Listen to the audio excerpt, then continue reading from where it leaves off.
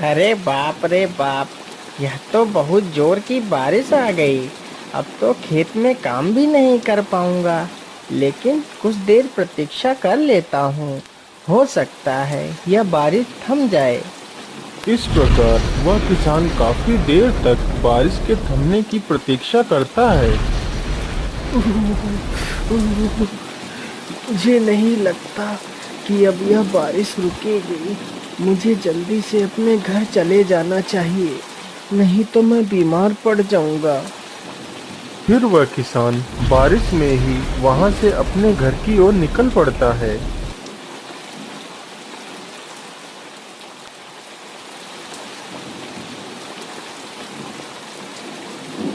अरे, ये आवाजें कैसी? मुझे लगता है यह आवाज इस गुफा से आ रही है, लेकिन यह आवाज किसकी हो सकती है? तभी वह किसान छिपकर आवाजें सुनने लगता है। तभी गुफा से एक तेज रोशनी निकलती है। अरे, यह प्रकाश कैसा? मुझे लगता है गुफा के अंदर कुछ ना कुछ तो जरूर है। चलो चलकर देखता हूँ।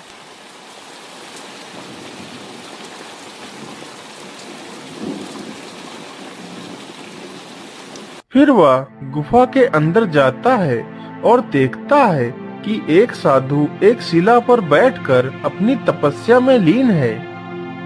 अरे, यह तो एक साधु है, परंतु इस साधु के अंदर तो कितना तेज है। तभी उस साधु की आंख खुल जाती है। कौन हो तुम और इस गुफा में क्यों आए हो? बाबा, मैं एक किसान हूँ और मैं अपने खेत में काम कर रहा था। तभी भारी वर्षा होने के कारण मैं यहीं से गुजर रहा था, तो मुझे इस गुफा से कुछ आवाजें सुनाई दी। तो मैं इस गुफा में ये देखने आया था कि आखिर इस गुफा में कौन है। लेकिन बेटा, तुम्हें इस गुफा में नहीं आना चाहिए था। यह गुफा बहुत ही खतरनाक है। चले जाओ यहाँ से। ठीक है बाबा, मैं यहाँ से चला जाता हूँ।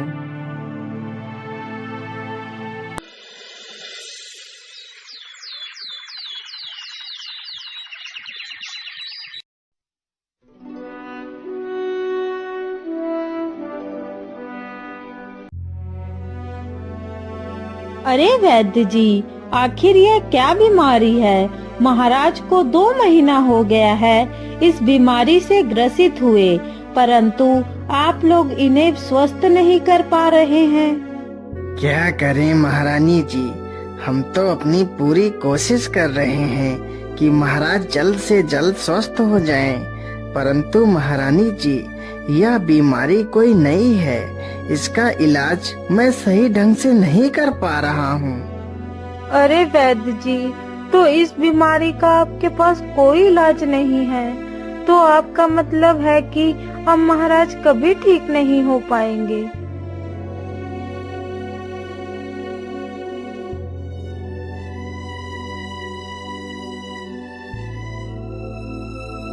अरे भाग्यवान, आज इतना समय हो गया और तुम अभी भी सो रही हो।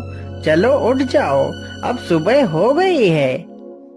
अरे भाग्यवान, तुम्हें तो बहुत तेज बुखार है और ये तुम्हारी आंखों को क्या हो गया है? तुम्हारी आंखें तो पीली हो गई हैं। अरे सुनीता, तुम घबराओ मत, मैं अभी जाता हूँ और वैद्य जी को बुलाकर लाता हूँ।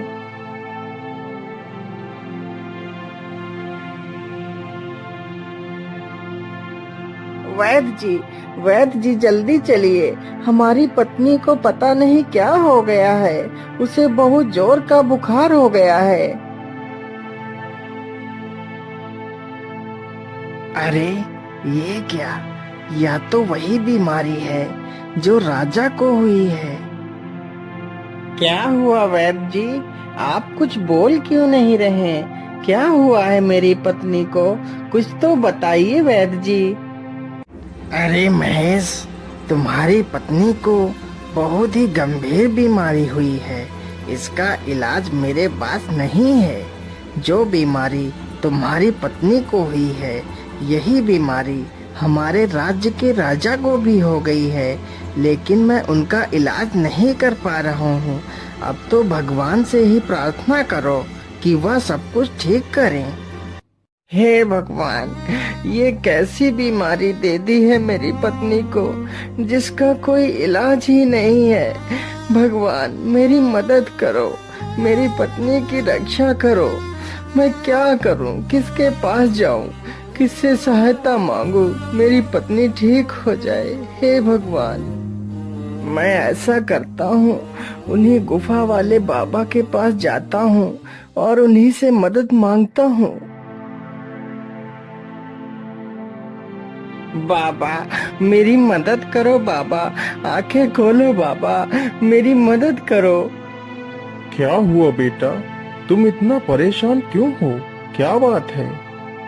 बाबा, मेरी सहायता करो बाबा, मेरी पत्नी को बचा लो बाबा। लेकिन बेटा, क्या हुआ है तुम्हारी पत्नी को?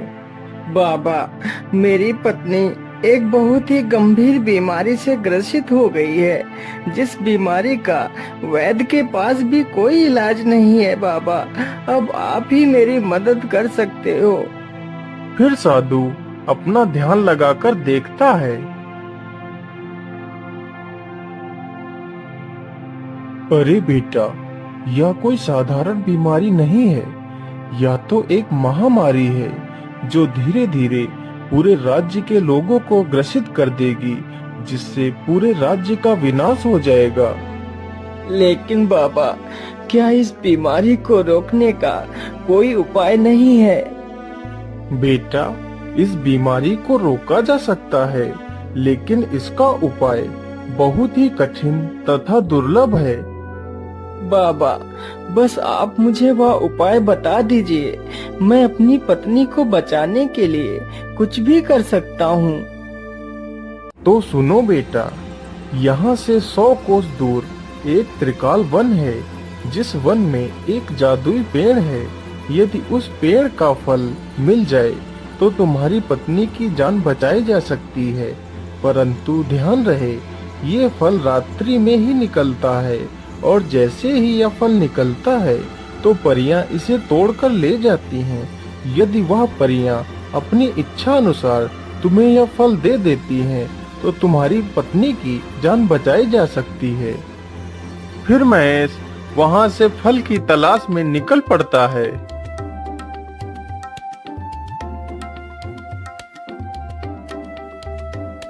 अरे, यहाँ तो सारे पेड़ एक समान ही हैं। क्या करूं, कैसे ढूंढूं उस जादुई पेड़ को? उसे जंगल में घूमते घूमते शाम हो जाती है, परंतु जादुई पेड़ कहीं नहीं मिलता। अरे, वह जादुई पेड़ ढूंढते ढूंढते मुझे शाम हो गई है।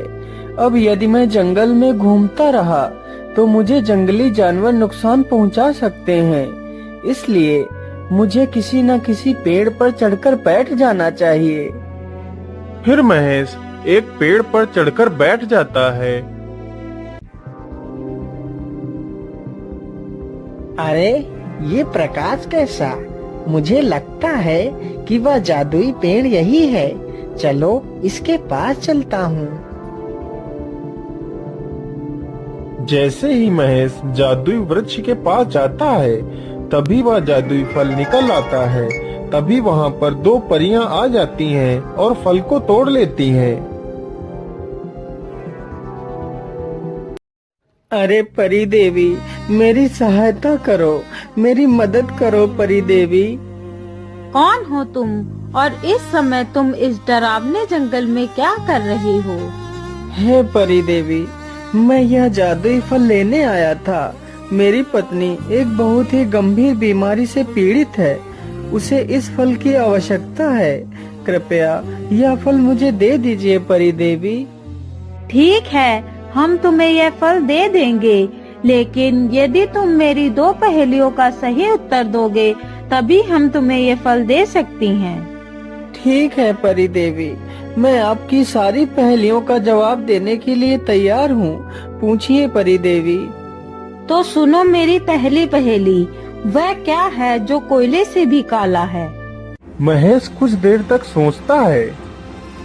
हे परी देवी, कोयले से ज्यादा काला कलंक होता है। यदि कोयला इंसान के ऊपर लग जाए तो उसे पानी से साफ किया जा सकता है, लेकिन यदि किसी इंसान के चरित्र पर कलंक की कालिक लग जाए तो वह कभी नहीं छूटती।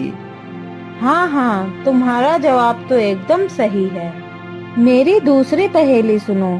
4 टांगों की हूँ मैं ऐसी, छलनी के सब मुझ में छेद, पीड़ित को आराम न देती, बतलाओ तुम इसका भेद। हे परी देवी, इसका सही उत्तर चारपाई है। हाँ, एकदम सही जवाब। तुम्हारे दोनों जवाब बिल्कुल सही हैं। तुम बहुत ही बुद्धिमान हो। मैं तुमसे बहुत ही प्रसन्न हूँ, इसलिए यह फल मैं तुम्हें देती हूँ।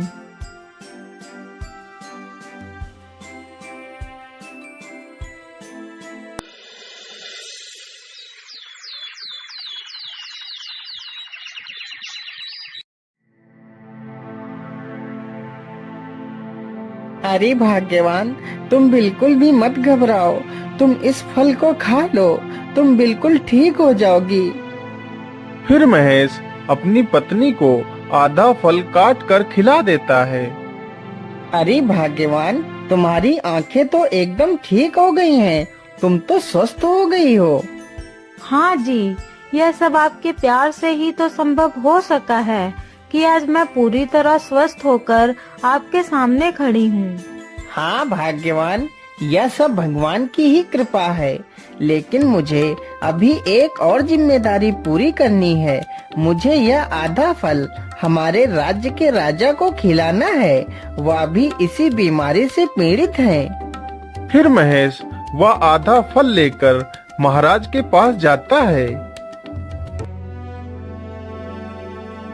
महारानी जी, आप इस फल को महाराज को खिला दीजिए, वह बिल्कुल स्वस्थ हो जाएंगे। फिर महारानी वह आधा फल राजा को खिला देती है। अरे महारानी जी, मैं तो बिल्कुल स्वस्थ हो गया हूँ। यह तो चमत्कार हो गया। मैं तुमसे बहुत प्रसन्न हूँ। जो काम अच्छे अच्छे वैद्य नहीं कर सके वह तुमने कर दिखाया, इसलिए तुम मुझसे कुछ भी मांग सकते हो। महाराज, मुझे कुछ नहीं चाहिए। आप हमारे राज्य के राजा हैं। यदि आप स्वस्थ नहीं होंगे तो हमारे राज्य की देखरेख कैसे कर सकते हैं? यदि आप सुरक्षित हैं तो हमारा राज्य सुरक्षित है।